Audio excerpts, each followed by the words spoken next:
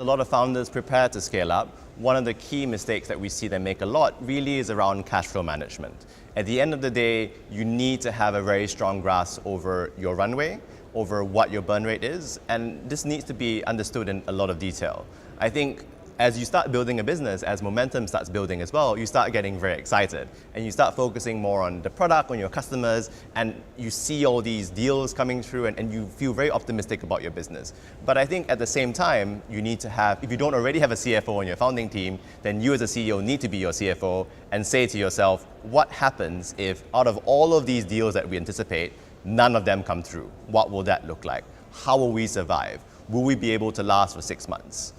Because I think the reality is most of sales will take 2 or 3 times longer than you think it will. Once you've sold it, it will take another 4 or 5 times to actually get paid for it. Again, more acute in Africa, which is why running a startup here is so difficult. But it's really about making sure that you cater for that worst case scenario.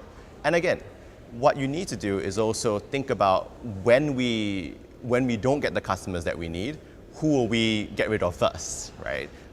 What will we scale back on? Is it the founders that will give up their salary first? Is it the customer service team that will go first? Have that discussion early on and don't have it when you are starting to run out of cash. A lot of mistakes we've seen in the past is a founder looking in a bank account one day and realizing he's only got 30 days to go and starts raising funds then. And I think that's the worst time to be raising funds because then those are essentially emergency funds.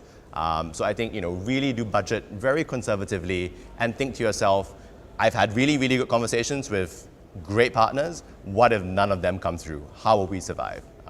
I think that's sort of a really key piece to get right.